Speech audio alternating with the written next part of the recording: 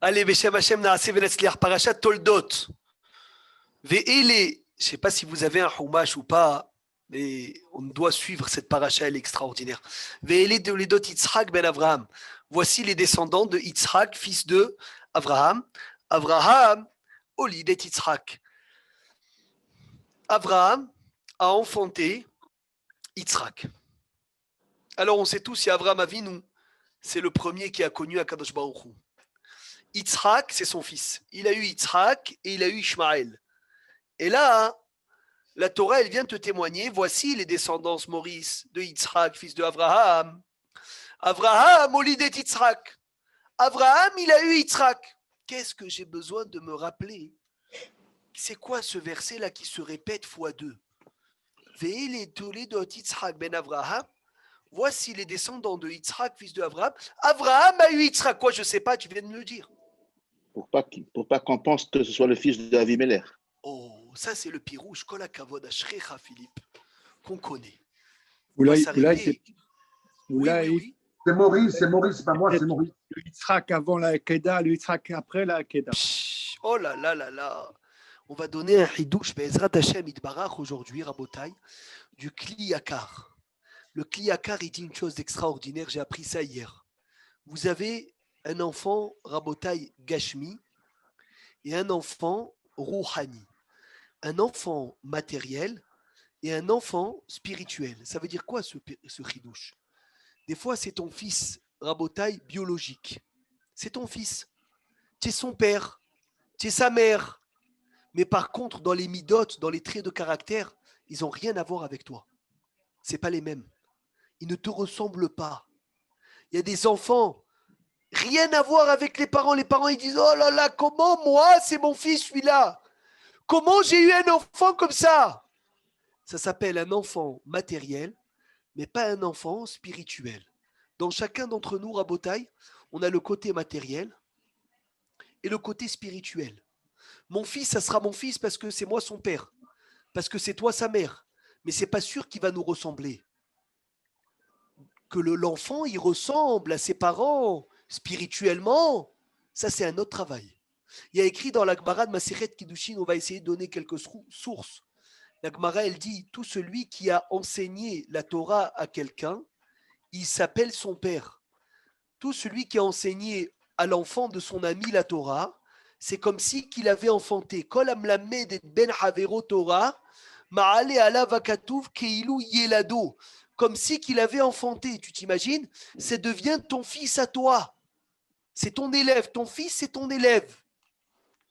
La Gemara, elle dit dans Masechet Megillah Daf Yud Bet, elle dit la Gemara Kolam Gadel Yatom Veyetoma Betorbeto. Tout celui qui vient et qui prend un orphelin ou une orpheline dans la maison, Ma'ale alavakatouf Keilu Yelado, c'est comme si qu'il avait enfanté. Donc tu vois qu'il n'y a pas que le père biologique. Il y a aussi des gens qui s'appellent ton père alors qu'ils ne sont pas ton père. Il y a le père spirituel. C'est le maître, c'est comme ton père. Il y a celui qui t'a éduqué. Il y a celui qui t'a appris à vivre. C'est ton père aussi. Tcharabota est plein de pères. Il y a celui aussi qui t'a pris, qui s'est occupé de toi quand tes parents ne se sont pas occupés de toi. C'est ton père. Non, je vous pose une question entre parenthèses sur Kibbout Avahem.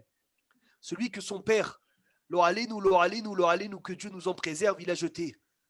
Ses parents l'ont jeté, ne veulent plus le voir. Pendant 20 ans, il ne voulait plus du tout le voir. À 20 ans, il a découvert ses parents. D'un côté, il a d'un autre côté des parents qui se sont occupés de lui, qui l'ont pris, qui l'ont élevé, qui l'ont adopté, etc. Et là, devant lui, il a son père biologique qui lui dit « emmène-moi de l'eau » et son père adoptif qui lui dit « emmène-moi de l'eau ». Qui va en premier? Le vrai père Biologique. biologique, tu dis Fred, ou celui qui lui a donné? Où elle est la Karatatov? Karatatov, c'est celui qui l'a élevé. Donc toi, tu dis celui qui l'a élevé. Fred, il dit le père biologique. Alakha et Maasé, qu'est-ce que tu dis, Philippe Ateya? Le contraire de Fred, toujours le contraire de Fred. Donc toujours. Toi, tu dis qu'il fait d'abord Kavod à son vrai père. Eh bien, tu as bien fait de venir aujourd'hui, tu t'es trompé. Kavod, à son vrai père, pas le biologique. Fred, il a raison. Bah, Il a raison, incroyable, alors que ces parents-là qui t'ont emmené au monde, ils t'ont rien fait. ils se Rien, trompent toujours. Ils se trompent rien. toujours. Ils t'ont rien que mis au monde, c'est tout. Eh bien, c'est le père biologique qui va passer avant. C'est un grand ridouche. Mais ça ne veut pas dire que l'autre, tu lui dois pas de respect. Attention, Hazve Shalom. C'est écrit que quelqu'un qui s'est fait adopter, il doit respecter ses parents. Et s'il veut s'endeuiller sur eux après leur décès, il peut s'endeuiller sur eux. Il peut déchirer même l'habit. Il peut même faire Kaddish pour eux. Même la Avelout, même le deuil, tout, parce que c'est comme son père. Mais le mot, il y a écrit comme. C'est pas son père. C'est le jour où son père, il va venir se découvrir, et même s'il lui a fait que du mal. Mais l'homme chané, c'est ton vrai père que la Torah elle a dit Kabed et Avicha ve et Imecha. Ah, d'accord, c'est le père biologique, c'est avec le vrai père. Oui, le vrai père. Mais Ah, Fred, voilà, il a dit, c'est ce qu'il a dit, Fred. Donc c'est pas l'inverse de Fred. Ah, Fred, il a dit le vrai père. Pardon. Bravo. Donc c'est le père biologique que tu dois venir, que tu dois honorer. Mais il y a aussi un père spirituel. Maintenant, faites très attention, Rabota, il y a une chose. Écoutez bien. Dans Ishmaël, c'est écrit voici le descendant de Abraham, Ishmaël. On répète pas Ishmaël a été enfanté par Abraham. Pas du tout. Par contre, dans Yitzhak, on répète Abraham, il a enfanté Yitzhak. Pourquoi? Parce que Abraham, Rabotai, c'était pas qu'un fils matériel de Yitzhak. Yitzhak, c'était pas qu'un fils matériel de Abraham. C'était un fils matériel et spirituel. Il avait Yitzhak tout de Abraham matériellement. Et il avait tout de Abraham spirituellement. Quel ridouche. J'espère, Maurice Ateya, que tu as bien compris ce ridouche. Des fois, on a des enfants. Et ils ne respectent pas le chemin d'Hachem parce qu'on ne leur a pas donné l'amour de la Torah. On ne les a pas bien éduqués. Et on dit, ça y est, moi j'ai eu des enfants. Maintenant le reste, vas-y. C'est pas grave, ils ont qu'à faire ce qu'ils veulent. Pas du tout. Il dit, tu te trompes. Tu as un chova d'avoir un fils matériel et dans ce matériel de lui mettre le spirituel. C'est pour cela que la Torah elle a besoin de répéter Ve'ele Toledot Yitzhak ben Avraham. Yitzhak, fils de Avraham, je sais que c'est son fils matériel. Avraham, Olid et Yitzhak. Avraham a donné toute sa spiritualité dans Yitzhak. Ça veut dire Avraham s'occuper de son fils matériellement et spirituellement. C'est ça, Rabotai, d'avoir des enfants. C'est pas que de s'occuper de leur situation financière. Des fois, des parents, ils vont te dire, moi, je m'occupe de mon enfant, c'est un roi. Il n'a rien besoin de payer, je lui donne ma carte bleue, je lui dis, fais ce que tu veux. C'est très beau, je ne dis pas que c'est pas beau. C'est magnifique, mais tu t'es occupé de sa spiritualité. Tu t'es occupé qu'il met les tefilines tous les jours. Tu t'es occupé qu'il étudie la Torah tous les jours. C'est pour ça qu'on répète Avraham, Olid et Yitzhak. Il y a une yeshiva Rabotai à Kfar Hasidim. Kfar Hasidim, une yeshiva qui s'appelle, elle s'appelle Kfar Hasidim. Il y avait le Rav Dov Yafé, il me semble, si ma mémoire est bonne, un grand Baal Moussar. Et cette yeshiva, dans chaque endroit où elle est partie, Rabotai, elle avait des gros problèmes à la création de l'État d'Israël avec le maire de la ville.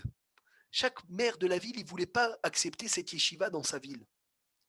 Jusqu'au jour où ils sont partis à Rechassim. Et à Rechassim, le maire n'était pas du tout religieux. N'était pas religieux. Mais il les a acceptés les bras ouverts. Il leur a dit, venez dans ma ville, prenez la yeshiva, les aides financières, tout.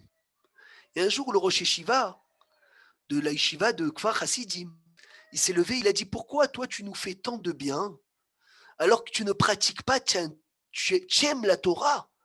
D'où elle vient cet amour de la Torah que tu as? D'où il vient cet amour de la Torah que tu as alors que tu es quelqu'un qui ne pratique pas? Tu ne fais pas Shabbat et tu ouvres la porte au yeshivot, tu donnes la Torah, tu donnes les mitzvot, tu fais tout pour la Torah. Il a dit, ce garçon-là, cet homme, il a dit, je vais te raconter mon histoire. Et écoutez bien. Il a dit, quand j'étais petit, je suis parti à la yeshiva. Fermez les micros, s'il vous plaît. Il a dit, je suis parti à la yeshiva de Radin. À la yeshiva de Radin, tout le monde sait qui était à la yeshiva de Radin, Rabotai, le Chafetz Chaim. Rabbi Israël Meir HaKohen Miradin. Il a dit, je suis parti être accepté. Il a dit, quand j'étais petit, maintenant tu me vois comme ça, pas religieux. Mais quand j'étais petit, j'étais un élève de la yeshiva. Je suis parti me faire accepter chez le Chafetz Chaim et malheureusement, je n'ai pas réussi le test. Je n'ai pas réussi le Mifran. J'ai échoué. Alors, lorsque j'ai échoué,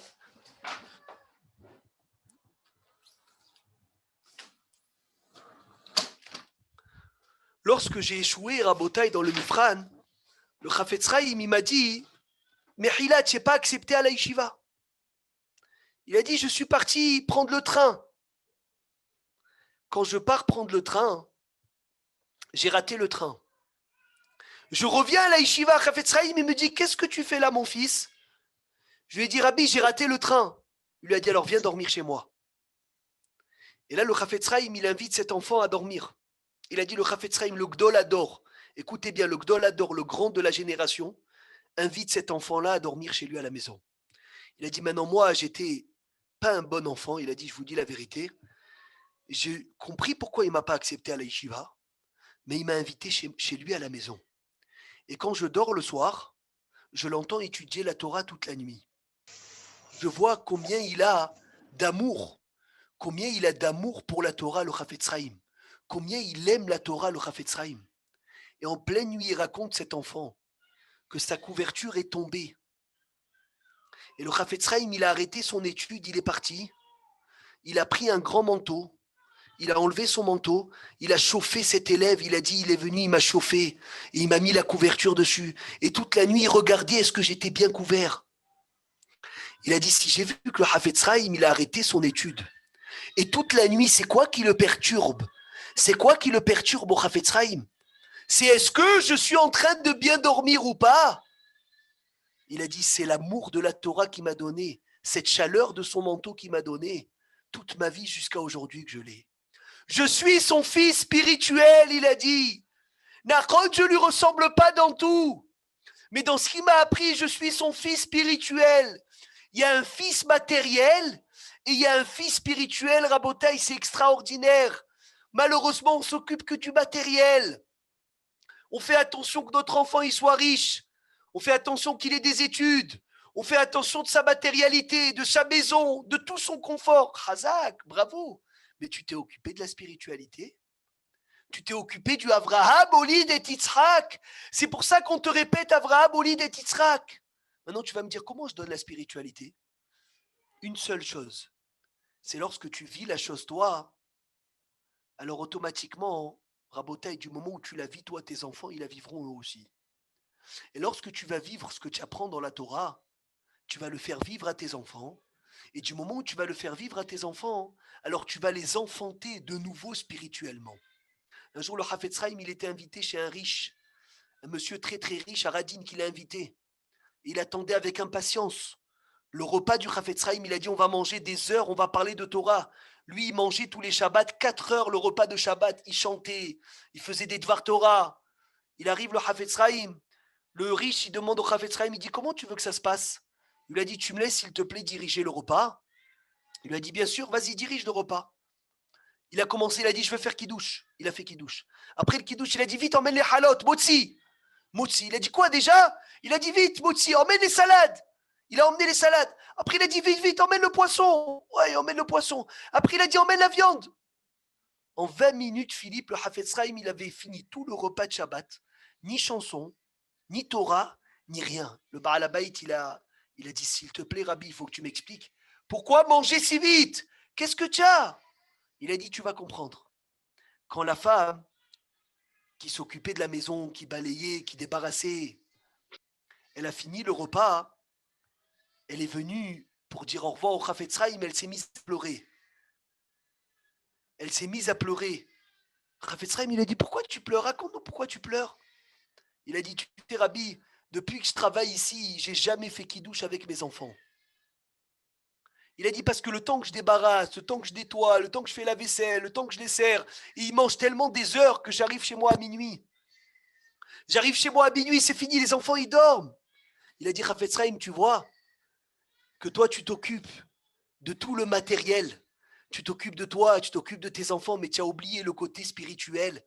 Tu as oublié que la pauvre, cette femme qui te sert, quand elle arrive chez elle, à la maison, elle n'a plus de quoi manger, Miskena, elle est seule, elle fait kidouche tout seul. Alors, Mazé Chavé, Qu'est-ce que ça va valoir ce que toi tu as fait si tu as mangé des heures pour que tu as été pogué, tu as abîmé la servante, la pauvre qui est venue, qui a mangé à minuit tout seul.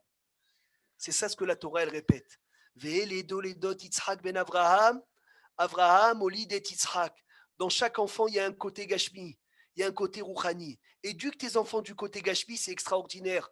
Mais ne l'oublie pas de leur donner le côté spirituel. On continue le pasuk bet. Vaï Yitzhak ben Arbaim Shana. Quel âge il avait Yitzhak quand il s'est marié avec Rivka?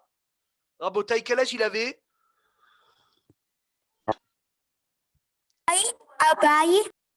37. Fait. Non, pas 37.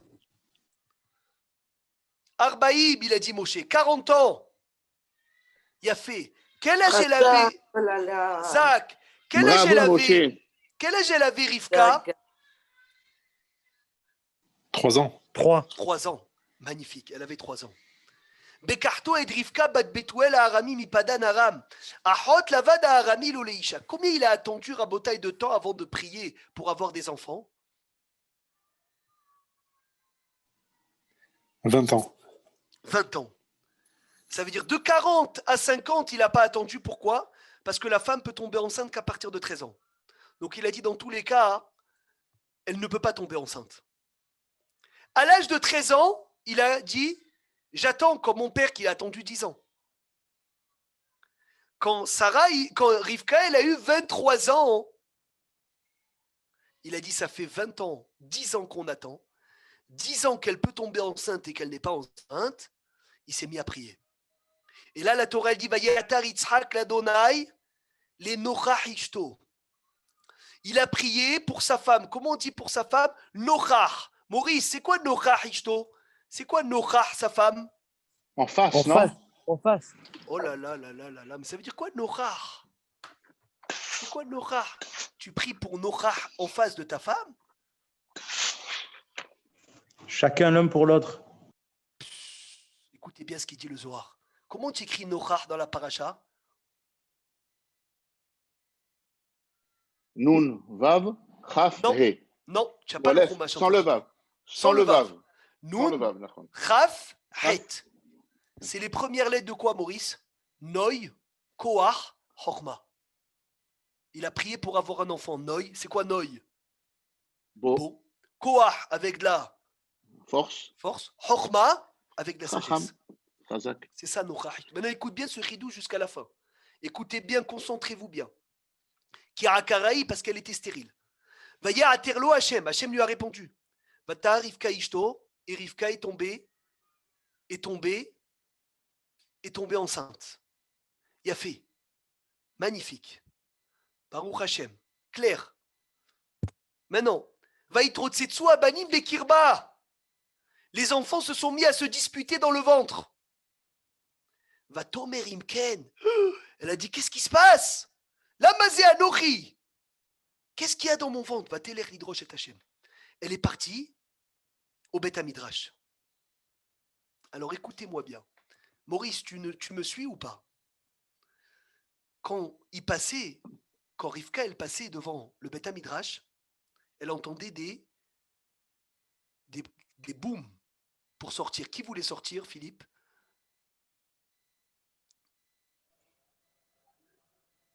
Jacob. Yaakov. Quand elle passait devant la Avodazara, qui voulait sortir? Et ça, Esav. Elle a senti qu'il y avait quoi? Qu'il y avait un rachat. Elle a dit Imken. Comment tu écris Ken, Maurice? Non. Non. Kaf Nun. Kaf Nun. Kaf Nun. Kaf Nun. C'est quoi? C'est Koach Noy. Elle a dit j'ai un enfant peut-être avec de la force, beau, mais j'ai perdu la Chorma. Alors là, c'est Anochi, ça me sert à quoi? Ouais. On a prié les Nochach. Noy, Koach, Chorma. Il te faut les trois. Il ne faut pas que Ken, Koach et Noy. C'est bien beau que ton fils y soit fort. C'est bien beau que ton fils y soit beau. Mais où elle est la côté spirituel qu'on a dit? La Mazé Anochi. Et maintenant, je ne comprends pas. Venez, on lit le Rashi ensemble. Vaïtrotsetsu abanim, rabotenu darshu lashon ritza. Kesheaita overet al pitchei Torah. Quand elle passait dans les ports de Torah, Shel Shem Ve'ever, Moshe, regarde. Yaakov ratz ou mefarkes la tzet. Yaakov, il voulait quoi? Il voulait sortir. On verrait El Pitri Avodazara, elle passait dans les portes de Avodazara. Aïsav, mefarkes la tzet, c'est Aïsav qui voulait quoi? Qui voulait sortir. Il a fait Béod. Elle a eu peur. Elle a eu peur. Yaakov et Esav. Un, il veut sortir Béavodazara. L'autre, il veut sortir quand? Dans le Beth Midrash. Elle ne savait pas qu'il y en avait deux. Rabotai. Elle ne savait pas qu'il y en avait deux. Elle pensait qu'il y en avait un seul. Elle a dit c'est un seul, que ce seul-là, il est tzaddik et il est rachat. J'ai très peur. Elle a dit, au début, elle passait devant le Beth Midrash, il voulait sortir. Elle passait devant l'idolâtrie, il voulait sortir. Elle a dit, c'est le même qui va être au début tzaddik et après, il va être quoi? Il va être rachat. Oh là là là là, elle a eu peur. Mais si c'était l'inverse, que quand elle passait d'abord dans la Avodazara, elle entendait frapper, et après dans la Torah, elle entendait frapper, elle a dit, c'est pas grave, c'est un enfant qui va être d'abord rachat, mais après, il va faire teshuva. La peur qu'elle a eue, c'est d'avoir un enfant qui commence à Botaï par être sadique, et après qui devient quoi? Qui devient rachat. Lorsque quelqu'un, il est d'abord tzaddik, et après il est rachat, l'Akbara, elle dit, c'est le plus dur à être marzir bitchouva. Pourquoi? Parce qu'il a goûté déjà la Torah. Et quand quelqu'un, il a goûté la Torah, il s'est séparé de la Torah, alors là, c'est dangereux. Mais s'il est d'abord rachat, et après tzaddik, ça ne l'inquiétait pas. Pourquoi ça ne l'inquiétait pas? Parce que Baruch Hashem, il va faire tchouva. C'est qui le roi, Rabotai, qui a refusé d'avoir des enfants? Il ne voulait pas avoir d'enfants. Comment il s'appelle ce roi? Abimelech. Non, faux. Hiskiyahu. Hiskiyahu, Hazak. Christiaou, Magnifique. Hiskiyahu, il a refusé d'avoir des enfants. avec Pourquoi le il a Navi. refusé Bravo. Pourquoi il a refusé d'avoir des enfants? Un jour, Yeshaya ou un Navi, il est venu. Peur d'avoir un fils rachat. Allez, Paris. Zach, il lui a dit, Hiskiyahu ben Amot, Yeshaya, où il est venu voir Hiskiyahu, il lui a dit, sache-le, mets ta tave et l'otirier. Tu es mort et tu vivras pas. Le roi, il a dit, pourquoi? Qu'est-ce que j'ai fait? Qu'est-ce qu'il y a? Il a dit, parce que tu n'as pas voulu te marier. Il lui a dit, mais c'est normal. J'ai vu Beroua HaKodesh que j'allais avoir des enfants Réchaïm. J'ai dit, pour avoir des enfants Réchaïm, ça ne sert à rien. Je préfère ne pas en avoir. Il lui a dit, pourquoi tu te mêles des comptes d'Hachem? Ce que Hachem, il t'ordonne, tu dois faire. Et ce qui est bon devant les yeux d'Hachem, il n'a qu'à faire lui. Même si tu dois avoir un enfant rachat, c'est pas grave. Hachem, il t'a demandé quoi? D'avoir des enfants? Tu n'as qu'à avoir des enfants. Alors Hiskiyahu, il a demandé à Yeshayahu de lui donner sa fille. Donne-moi ta fille. il a dit. Bravo. Et Yeshayahu, il a accepté ou pas, Maurice? Oui. Au Ça, début, j'ai il lui a dit oublié. non. Au début, il lui a dit non. Il lui a dit, je veux pas. Parce qu'il y a un décret sur toi. Il lui a dit, écoute-moi bien, fils de Hamoth, termine ta prophétie et sors de là. Même s'il y a un décret que je dois mourir, même si l'épée tranchante est posée sur le cou d'un homme, un homme, il ne doit jamais s'arrêter de prier. Donc ça ne me change rien. Tu peux me dire jusqu'à demain qu'il y a des décrets. Jusqu'à demain, tu peux me dire qu'il y a des décrets. Ça ne me changera rien. Moi, si je dois prier, je vais prier. Hiskiyahu, il a prié, Rabotai. Hiskiyahu, il a prié. Qu'est-ce qui s'est passé? Il a annulé le décret. Il s'est marié avec la fille du prophète. Il a eu 2 garçons. Vous connaissez le nom de ces 2 garçons?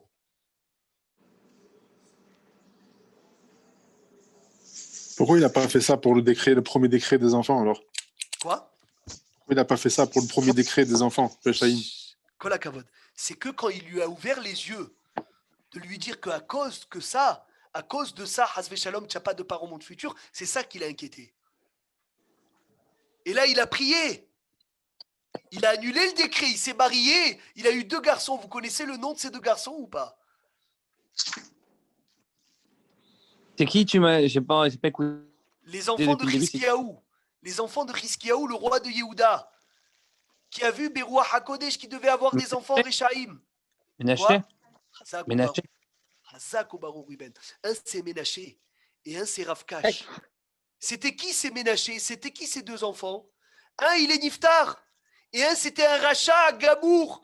Ménaché il a fait fauter tout le peuple juif par l'idolâtrie. Mais à la fin de sa vie il a fait tchouva. À la fin de sa vie il a fait tchouva. C'est ce qu'il lui a dit le prophète. Tu n'as pas de quoi te mêler. tu n'as pas de quoi te mêler des comptes d'Hachem. Même si tu dois avoir un rachat, peut-être que ce rachat, il va faire tchouva. Et si Oui, ce mais- rachat, il va faire tchouva, il va devenir peut-être Tzadik Gamour, parce que le Baal tchouva, il est plus grand que le Tzadik Gamour. Donc Rabota, écoutez bien, Rivka, elle n'avait pas peur d'avoir un enfant, d'abord rachat et après Tzadik. Sa peur, c'était quoi? C'était que c'était un enfant, d'abord Tzadik et après rachat. Elle a dit, ça me fait peur. Et là, elle est partie au Beth Midrash pour demander la question, qu'est-ce qui se passe? Et on lui dit, ne t'inquiète pas, c'est pas le même qui est d'abord Tzadik et après rachat, c'est deux enfants. Est-ce qu'on est clair? Il a fait tchouva. D'accord. Quoi? Jacques Baruch. Tu as dit qu'il a fait fauter plusieurs personnes. Lui, il a fait D'accord. tchouva. Mais tout ce qu'il a fait, il avait fait fauter, ils n'ont pas fait tchouva, ceux-là. Donc, il est responsable de cela. Kol hakavod. Kol hakavod. Il a fait une très très grande tchouva. La tchouva, elle était tellement grande ce qu'il a fait Hiskiyahu que le Kiddush Hashem qu'il a fait, que même lui pouvait faire teshuva, eh ben, ça a fait le Kiddush Hashem, ça a réparé le Hilul Hashem qu'il a fait. Maintenant, Yaakov Avinu, il veut sortir. On est d'accord, Fred? Yaakov, il veut sortir. La question se pose. La question se pose. Qu'est-ce qui veut sortir Yaakov Avinu alors qu'il est avec un ange, que cet ange, il est en train de lui enseigner toute la Torah? Tu veux sortir pourquoi? Pour étudier? Ne sors pas. Reste dans le ventre, il y a un ange qui t'enseigne la Torah.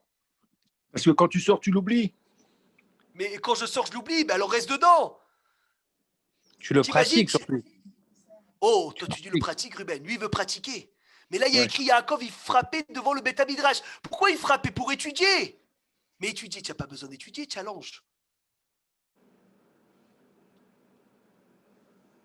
Tiens, un malach, il t'enseigne toute la Torah. Qu'est-ce que tu veux de plus? C'est pas grâce à cette étude que tu vas avoir part au Gan Eden. Oh là là, pourquoi? Pourquoi, Benjamin? Vas-y, Parce que dis-nous. tu n'as pas au Gan Eden quand tu as l'étude de la Torah dans ce monde-là, pas dans le monde où. Mais pourquoi? Dans le ventre. Vas-y jusqu'au fond. Parce que tu n'as pas de Yetzirah. Razak, parce que tu t'es pas efforcé. Parce que tu n'as fait aucun effort pour avoir cette Torah. Yaakov Avinu Rabota, il voulait sortir pour faire l'effort. Fait. Yaakov Avinu, il voulait sortir pour faire l'effort.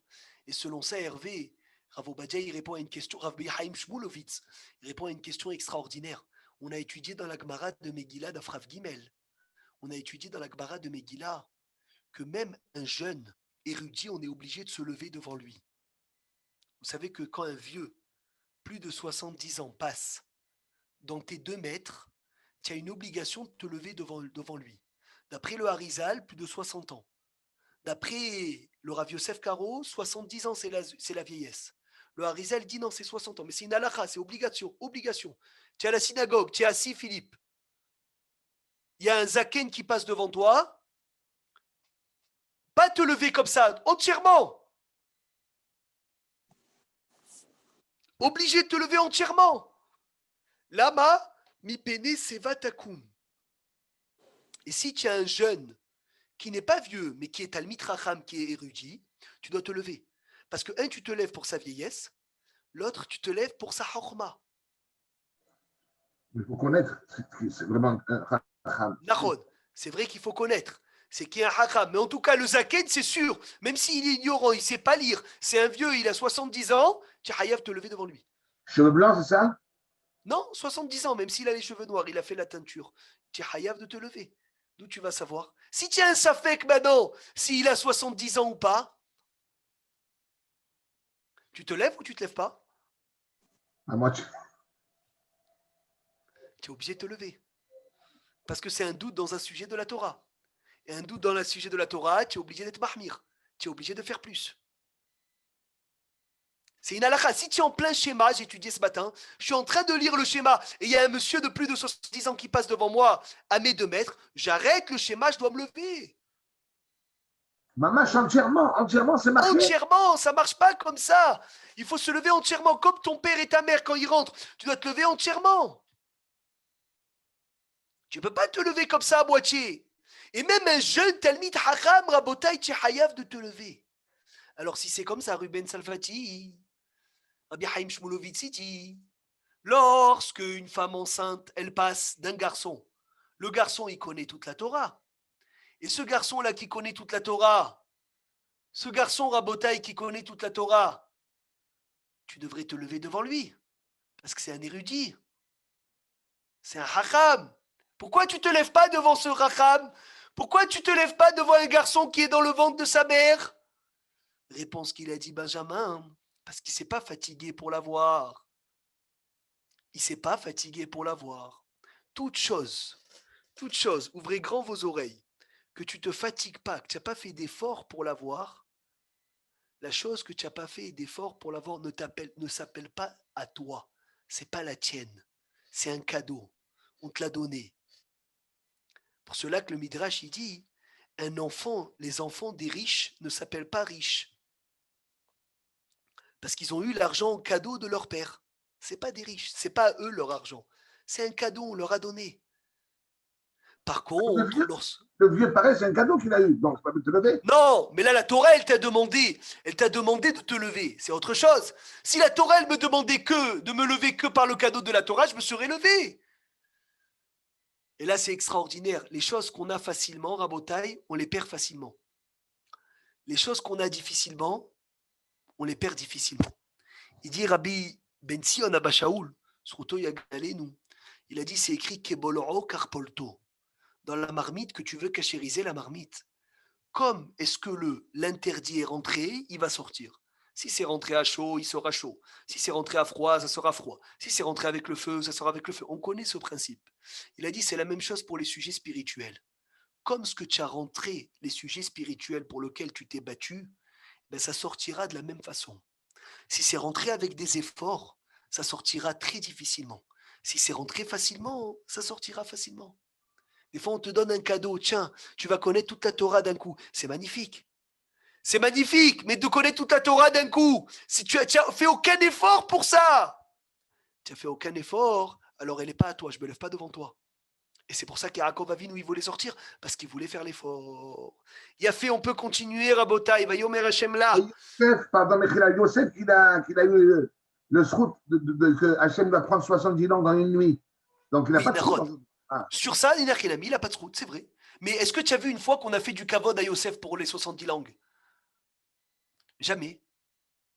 Ça, on l'a jamais respecté pour ça, entre guillemets. Oui, mais justement, le pharaon, il a eu peur. Justement, il n'a pas voulu parce que le pharaon, il a eu peur quand il dit. Mais nous, dans la Torah, on l'a appelé tzaddik pour les 70 langues. Ah, d'accord. Jamais. Parce qu'il n'a pas travaillé. Yosef, grâce à ça. La conséquence de la. D'accord, parce que Hachem, il lui a donné ce cadeau pour qu'il puisse enclencher la libération du peuple juif. Mais sache-le que c'est pas ça le kavod. Par contre, quand il a gardé sa sainteté en face de la femme de Potiphar, sur ça on l'appelle tzaddik. Ça c'est un travail. Comme on disait il y a quelques semaines, qui on doit ignorer le plus? Un Kohen Gadol ignorant ou un Mamzer Talmid Racham?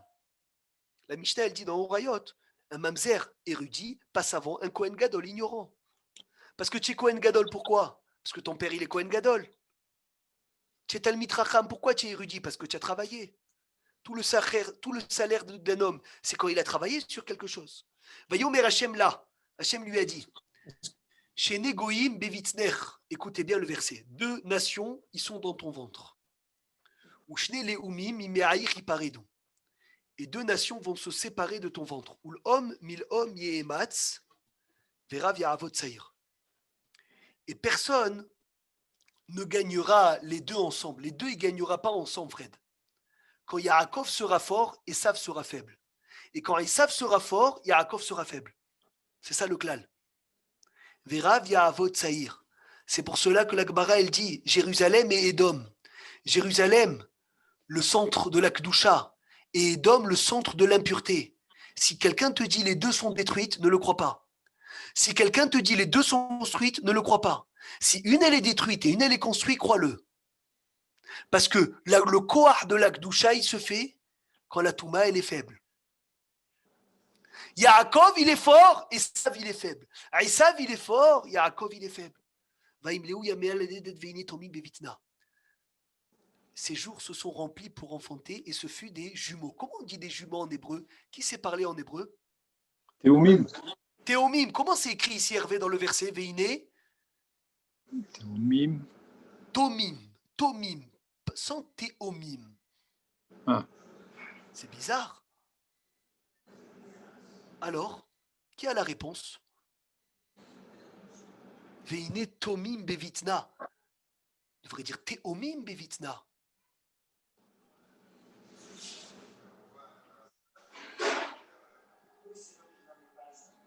Alors, Moshe, Veine tomim bevitna, alors que d'habitude on dit théomim. Rashi dit, tomim, c'est un tzaddik, un rachat. Théomim, c'est deux tzaddik. Incroyable. Il dit Rashi, Veine tomim, dans Tamar, c'est écrit théomim. Pourquoi dans Tamar théomim et dans Rivka tomim? Parce que Rivka, elle avait un tzaddik, un rachat, on lui enlève le aleph. Tamar, elle a eu deux tzaddikim, on a dit théomim. Incroyable. Vayetse Arishon Admoni.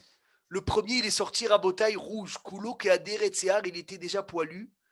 Vaikreu Shemo Esav. On l'a appelé Esav. Harechen Yatsa Ahiv, après son frère est sorti. Veyado Hezet Baakev Esav. Et sa main, elle tenait le talon de Esav. Vaikreu Shemo, tout le monde l'a appelé comment? Yaakov. Vaikra Shemo Yaakov et Yitzhak. Et Yitzhak, quel âge il avait lorsqu'il les a eus? Ben Shishim Shana Beledet Otam. Yitzhak, il avait 60 ans. Maintenant, tout le monde le sait. C'était qui le vrai Bechor? Qui était le vrai Bechor? Yaakov. Faux. Esav. C'est Esav le Bechor. C'est celui qui sort en deuxième, non? Non, le Bechor, c'est celui qui sort en premier. Quand tu as des jumeaux, à qui tu fais Pidyon Aben? Premier. Au premier, Kol HaKavod. À Shaare Tzedek, il y a un petit moment, Philippe, il y a une femme qui a enfanté des jumeaux. Et la sage-femme, quand elle a sorti le premier, après elle a sorti le deuxième, elle a oublié c'était qui le premier, c'était qui le deuxième. Oui. Oh là là là là, une erreur énorme. Et ils ne savaient pas comment faire Pidyon Aben. Parce que Pidyon Aben, tu le fais au premier. Et là, on ne sait plus c'est qui le premier. Alors, qu'est-ce qu'ils ont fait? Comment ils vont faire pour les racheter, ceux-là? Aux deux. Razak, aux deux, mais avec un tnaï. Avec une condition. Mais les deux, et on dit si c'est celui-là, le Pidyon, que lui, ça soit le vrai rachat, et le deuxième, ça soit stam des paroles, et l'inverse, on fait au deuxième. Pour sortir du Safek. Tu t'imagines, c'est Hachouv, le Bechor, c'est le premier qui sort. Et quand même, Yaakov Avinu, qu'est-ce qu'il a fait? Yaakov Avinu, il lui a pris la Bechora. Yaakov Avinu Rabota, il a pris la Bechora à qui? À son frère Esav. C'est qui lui a dit de prendre la Bechora et de prendre la Bracha dans cette paracha? Sa mère. C'est sa mère. Kol HaKavod. Mais quelques temps plus tard, Rabotai, Yaakov, il va travailler 7 ans pour avoir qui? Pour avoir Rachel. Et qui est-ce que Lavan, il lui a fait rentrer à la place? Léa. Pourquoi Hervé? Quand il est venu le matin, il a découvert que c'est Léa. Il a dit Hachem, pourquoi? Qu'est-ce que j'ai fait comme faute pour qu'on m'arnaque de cette façon? Pourquoi est-ce que j'ai... Quel avéra j'ai fait? Hachem, il va lui répondre, il va lui dire, dis-moi, tu es rentré à la place de ton frère, c'est vrai? Alors comme est-ce que toi, tu es rentré à la place de ton frère?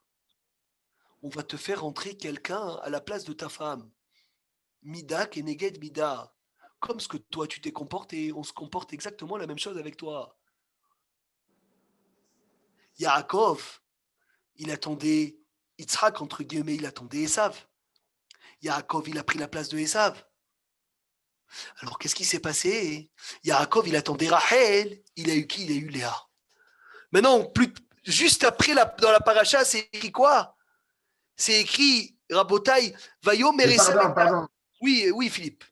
Pour les Théomim, si c'est une césarienne, alors qui c'est le premier, le deuxième? Non, si c'est une césarienne, il y en a un qui sort en premier, non? Oui. Mais quand c'est une césarienne, il n'y a pas de Pidyon Aben. Pas par rapport au Pidyon Aben maintenant, mais par rapport à savoir qui c'est le premier. Non, celui qui sort le premier. Mais on ne fera pas de Pidyon Aben. Dans une césarienne, il n'y a pas de Pidyon Aben. Et même une césarienne, il n'y a pas de Brit Mila Shabbat. Si elle est née par césarienne Shabbat, on ne fait pas la Brit Mila Shabbat. Le Brit Mila de naissance césarienne est Nodoha Shabbat. Maintenant, dernière chose, Rabotai, avant Shabbat, Bezrat Hashem, il vient, Esav, il dit à Yaakov, vends-moi. Non, Yaakov, il dit, Michra Kayom et Bechoratechali. On sait tous que Esav, il est venu du champ. Et il a dit, il avait faim. Faim, entre guillemets, il sortait de quoi? Le Midrash, il dit, ce jour-là, il avait fait des avérotes terribles. Ce jour-là, il avait fait des avérotes terribles. Il est venu Esav du champ et il était fatigué de tuer. Comme ça, le Midrash, il dit. Vayomer Esav el Yaakov, Esav, il a dit à Yaakov, Al-Aïté Nina, Mina Adom à Adom Azé, donne-moi de cette soupe rouge là de lentilles. Qui a Ayef Anochi, car je suis fatigué. Alken Karachemo Edom. Vayomer Yaakov, Yaakov, il a dit, Michra Kayom et Bechoratechali. Tu veux que je te donne de ce plat de lentilles, vends-moi la Bechora. Ok. Vayomer Esav ine Anochi olech lamout velama zeli Bechora. À quoi elle me sert cette Bechora? À rien du tout. Vayomer Yaakov Ishavé Ali Kayom, jure-moi. Vaishavalo, il lui a juré. Vayimkor et Bechorato le Yaakov. Esav a vendu la Bechora à Yaakov. Mais Yaakov Nathan le Esav. Et Yaakov, il a donné à Esav Lechem, du pain. Unzid Adashim, et un plat de quoi? De lentilles. Vayochal Vayesht. Il a mangé, il a bu.